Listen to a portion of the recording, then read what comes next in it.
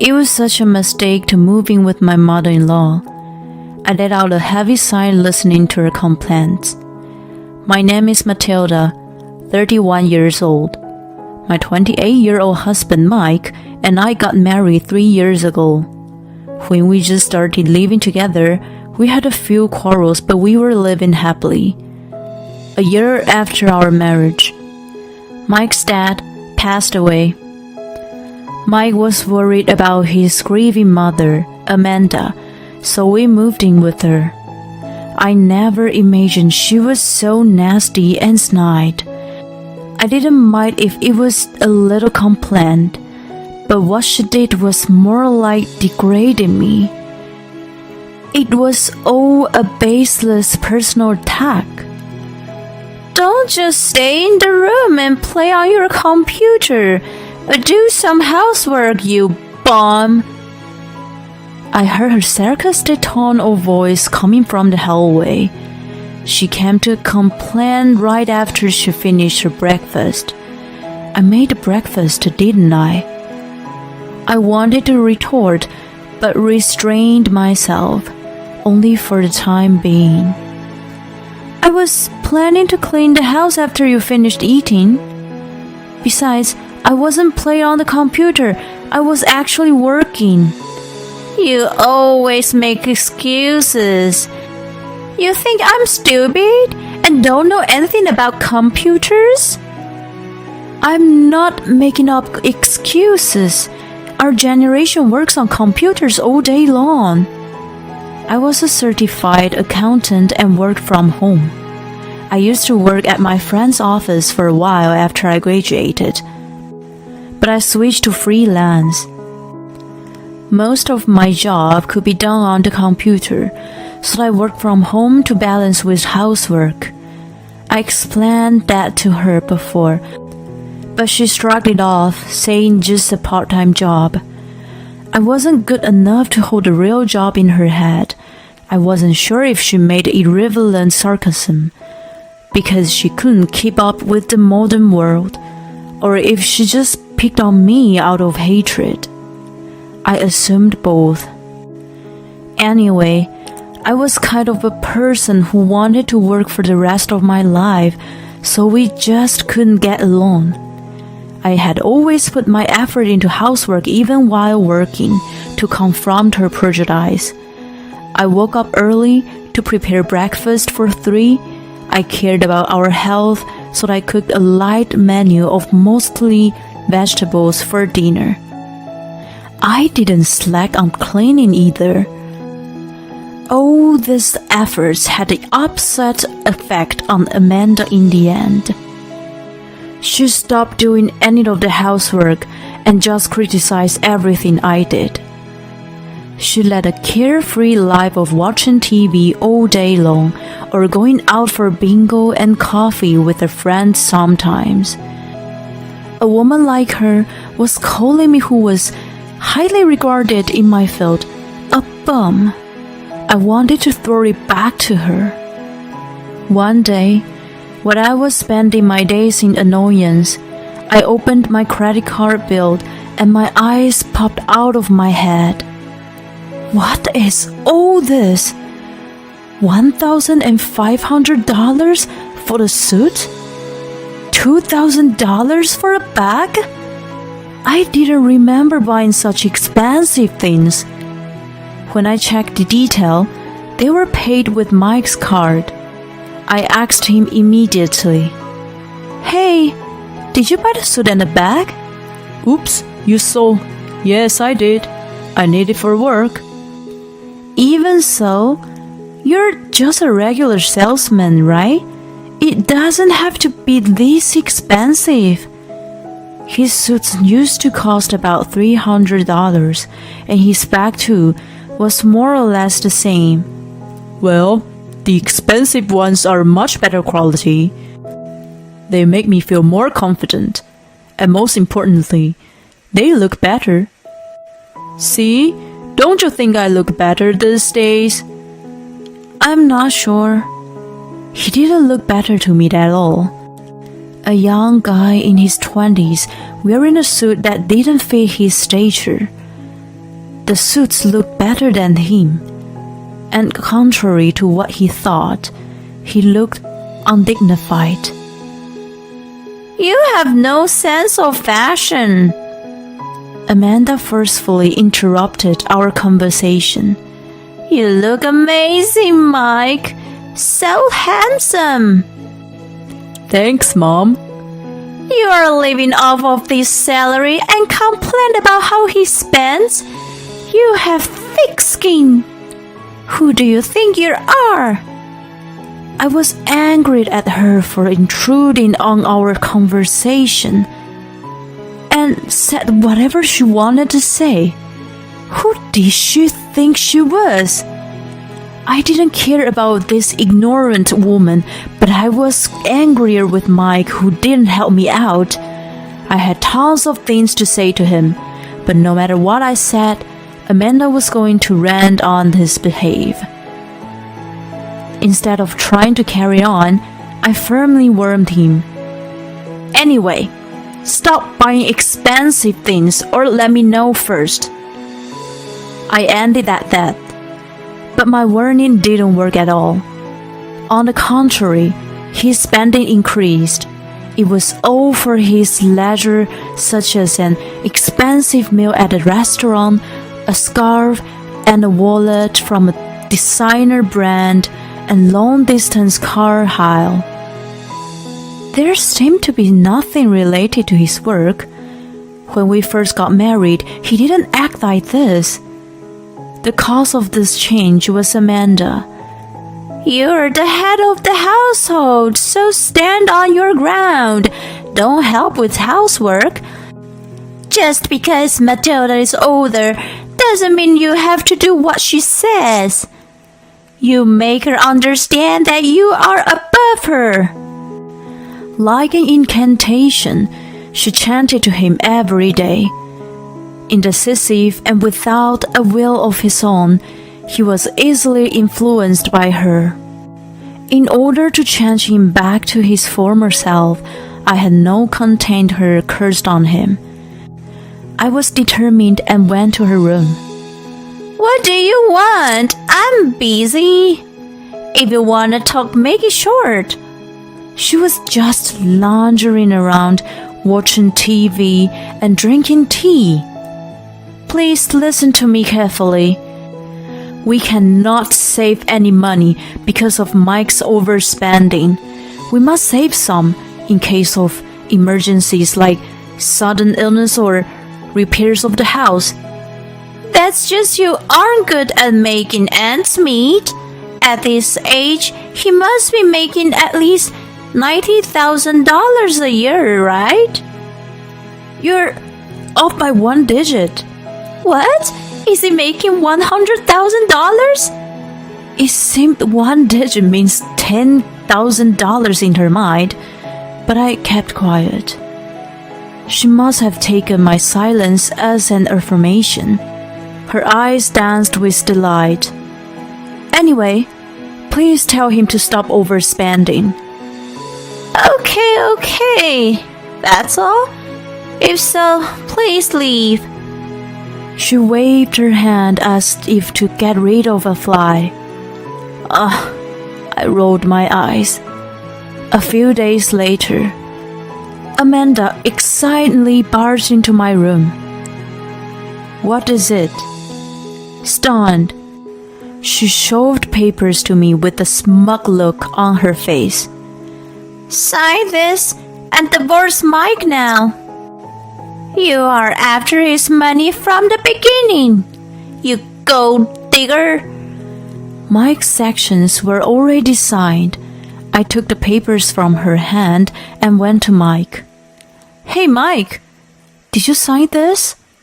I did. Mom says you're after my money. "I see. And you believe her?" Well, she's my mom. As soon as I heard it, I made up my mind. "Okay, let's get divorced." I packed up the papers, my computer, some valuables, and clothes in my suitcase and left the house. My parents lived too far away that I couldn't easily go back there. I checked into a motel and tried to calm down for the time being.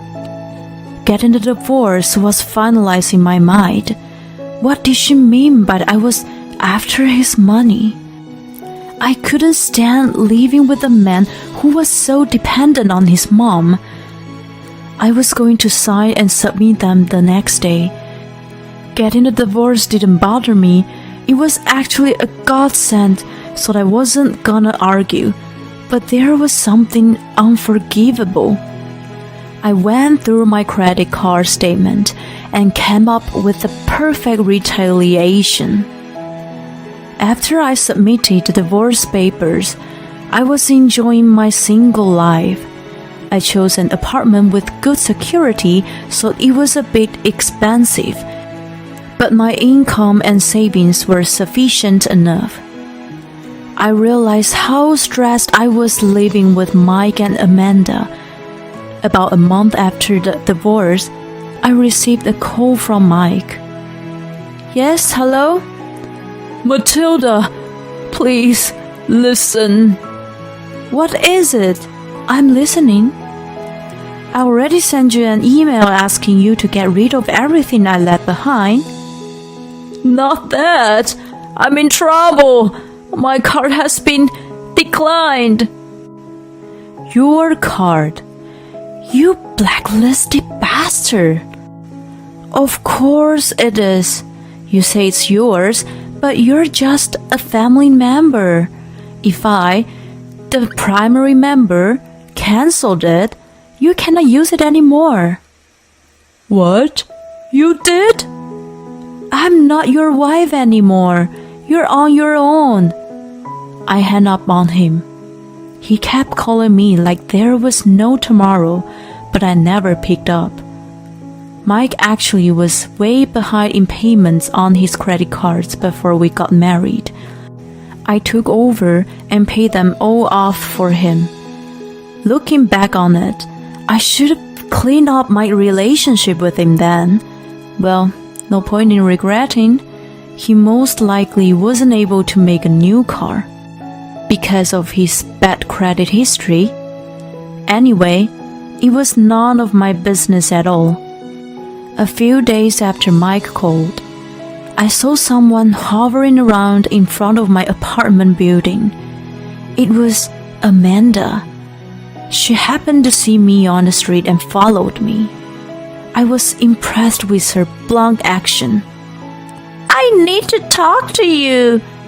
She clamored and clung to me at once, so I reluctantly took her to a cafe nearby. What do you want now? Well, about this? Amanda was holding my bank statement. It was from a few months ago, so I didn't need it. Is this your salary? Yes, this is what I earn working from home. You used to say it was just part-time. I am a professional. She kept quiet. Her hand holding the statement was trembling. I can't believe it wasn't my son earning 6 figures. That's no way that idiot could make that much. You're too naive. I said once and for all. Her peanut brain really believed it was her son. Mike was making 1/10 of my income. He worked as a salesman with a low base salary with a big commission. The more he sought, bigger the paycheck. But that carefree guy was happy as long as he got the space. He was totally relying on my salary. Oh no, he must not have even had the tactic of relying on me. Amanda finally grasped the reality. Sweetie, it's not too late to get back with. Too late, I firmly replied.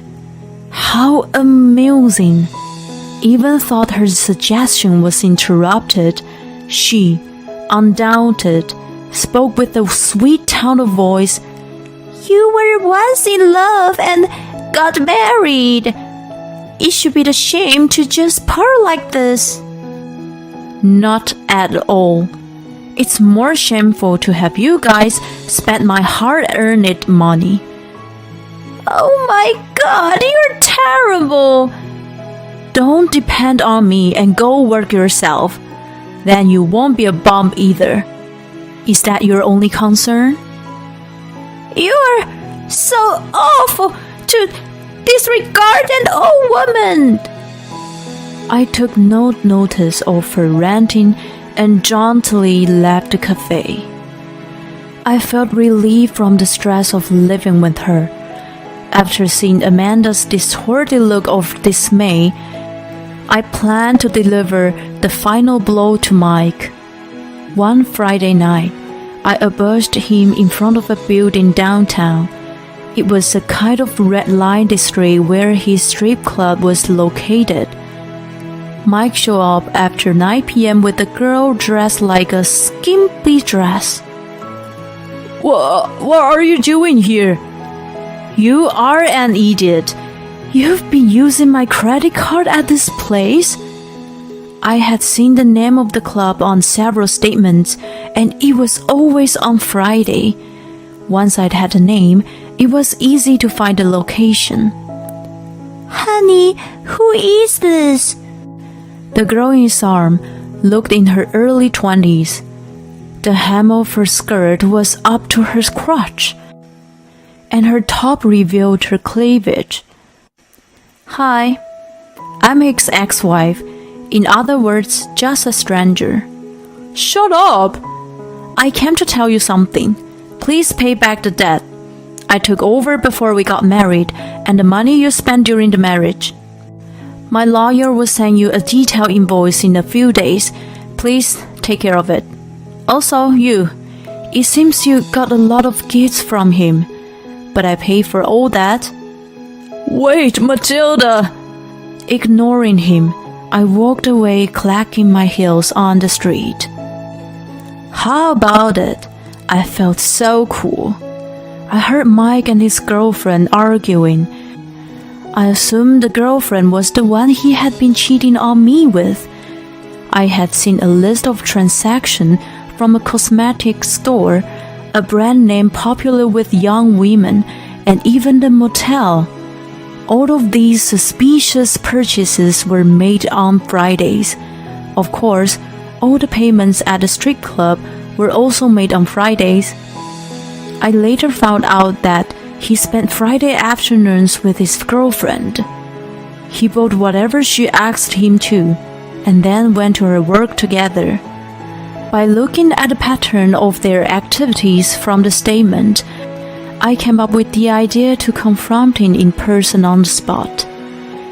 I assumed they would have a dramatic end after his girlfriend found out the truth about his wealth, just as I declared to him. I sent him an invoice through my lawyer. As soon as he received it, he and Amanda visited my lawyer. Please help us. You're a lawyer. You're supposed to help people in need, right? They cried out. When my lawyer asked him about the situation, they told him that they received a pile of final notice from the credit card, electricity, gas, water, and even taxes. Mike's salary wasn't enough to cover all of that. Amanda's savings were meager. On top of it, I didn't know you were married. I was cheated. I want compensation. Mike's girlfriend demanded a large amount of money. I'm not in the position to pay back, Matilda. I want you to tell me how to clear this debt. He had consulted with the totally wrong person. My lawyer was supposedly at odds with him. If you own the house, why don't you sell it and use the proceeds to pay off your debt? He advised at first, and then he reminded Mike that if he didn't repay me, we were going to a court. Hearing this, Mike and Amanda went home weak with disappointment. Later on, my lawyer was asked to wait for the payment while they saw the house. I didn't have a choice. It took some time, but the money was returned. He did a terrible thing to me, and I could have demanded alimony as well. I was nice enough to ask only for the credit card, so he should have been thankful. I also had them on a restraining order, so I never have to see them. I felt amazing. I laughed out loud in the comfort of my apartment. Well, Mike and Amanda ended up renting a tiny shabby house after they sold the house and paid off the debts. I had passed it by before. The ivy covered the whole house and the paint was peeling off the wall. It looked like it was built 50 years ago. It was the only place Mike's salary and Amanda's pension could afford. I thought he had learned this lesson from this and started working hard, but he went the opposite. He was finally fired from his work. He never looked for another job and started drinking all day at home. He fell down the stairs one day and was rushed to the hospital by ambulance, while Amanda was busy taking care of him and trying to come up with the money to pay the bill. She strained her back and became immobile. Perhaps because she stopped moving around, she started showing the symptoms of dementia and couldn't be left alone. She was on the waiting list for moving into an inexpensive care facility. I got a call from a relative of Mike, who gave me the devastating update one day. She also asked for those two if I had any interest in getting back with Mike. My answer was no, of course. She seemed to expect it, and I never heard from her again. I moved again 2 years after the incident. This time, I'm not alone. I live with my new life partner. After my divorce, I changed the way I worked. I moved back in with my parents and worked in an office nearby. Not only Amanda, but my parents are getting old too. I want to be close to them in case they need me. I met my new husband at work. He's a year younger than me and very reliable. Totally the opposite of Mike. He loves and cares for me more than anything.